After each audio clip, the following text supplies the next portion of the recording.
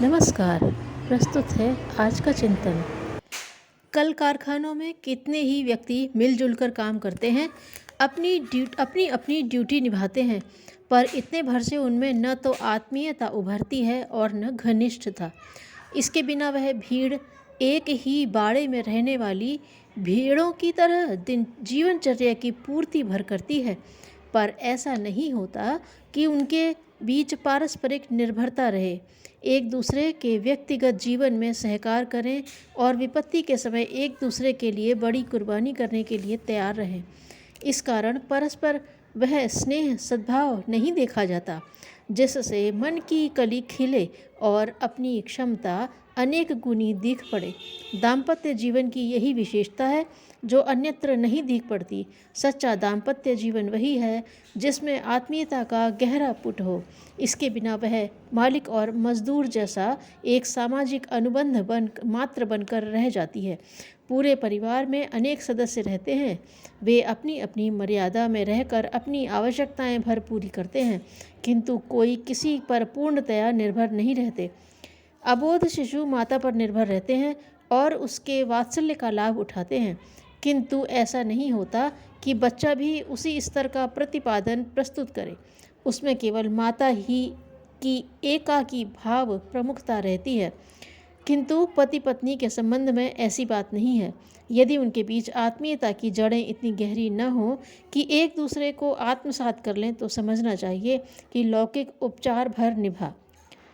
जो स्वर्गीय आनंद इस मिलन का उपलब्ध होना चाहिए वह न हो सका। आमतौर से पति खेत, दुकान, नौकरी आदि से पैसा कमाता है और स्त्री घर रहकर भोजनालय, शिशुपालन एवं सफाई, चौकीदारी आदि में निरत रहती है। दोनों पक्ष के यह कार्य औपचारिक हैं, वह जीवन की व्यवस्था के साथ जुड़े रहते हैं। इतने मात्र से काम तो चलता रहता है, पर भावनात्मक तुष्टि नहीं होती। भावनाएं पारस्परिक विश्वास, सद्भाव और सौजन्य के आधार पर विकसित होती हैं और समर्पण भावना से सिंचित होकर फलती फूलती हैं। सफल दाम्पत्य जीवन वह है जिसमें सघन मित्रता की विशेषताएं जुड़ी रहें, एक दूसरे के संबंध में निरंतर सोचते रहें, उसकी उचित प्रसन्नता में अपनी प्रसन्नता अनुभव करें। इसके पीछे न तो स्वार्थ की व्यवसाय बुद्धि काम करे और न उचित अनुचित का विचार किए बिना अक्षरशः आज्ञा पालन की व्यवस्था ही हो। व्यवस्था की रूपरेखा बनाने में दोनों की सहमति और संतुष्टि होना आवश्यक है। किसी पक्ष को ऐसा न लगे कि उस पर कुछ लादा जा रहा है। बलात् श्रम तो जेल खानों में बंदियों से लिया जाता है, किंतु योजनाएं विज्ञजन पारस्परिक विचार विनिमय के आधार पर बनाते हैं। गृह व्यवस्था में पत्नी का योगदान हो, इसके संबंध में उसकी स्थिति तथा सुविधा को भी ध्यान में रखा जाना चाहिए। काम का जितना बोझ सरलता से उठ सके उतना ही करने की बात बननी चाहिए। इसके विपरीत दिन रात काम में जुटे रहना और अध्ययन, मनोविनोद, विश्राम या निजी साज संभाल के लिए समय न बचने देना बुरी बात है। इससे खीज और निराशा पैदा होती है। समझा जाता है कि वह पत्नी नहीं, रोटी कपड़े की कीमत पर खरीदी गई दासी मात्र है। इन परिस्थितियों में स्नेह सद्भाव का समुचित विकास होना संभव नहीं। विवाह को कामुकता की खुली छूट मिलने का कानूनी घोषणा पत्र नहीं मान बैठना चाहिए। आवश्यकता अनुसार यदा कदा यह उपचार भी चलता रह सकता है, पर उसके पीछे मर्यादा का, विचारशीलता का समावेश होना चाहिए। विवाह कामुकता की अमर्यादित पूर्ति के लिए नहीं होता। इससे दोनों के शरीर क्षीण होते हैं और ऊपर से दिखने वाला प्यार भीतर घात करने वाली कैंची का काम करता है। इसलिए इस प्रसंग में धैर्य और अवसर की प्रतीक्षा करनी चाहिए। दोनों की ही मानसिक तरंगें बेकाबू हो रही हों तो ही इस दिशा में कदम बढ़ाना चाहिए। रंग रूप को प्रमुखता नहीं दी जानी चाहिए। हम सब भारतवासी हैं, श्रमजीवी और सीमित साधन वाले हैं, इसलिए न तो परंपरागत सौंदर्य ही के धनी हो सकते हैं और न सामाजिक परंपरा के अनुसार सिनेमा जैसी उच्छृंखल अभिव्यक्ति ही कर सकते हैं।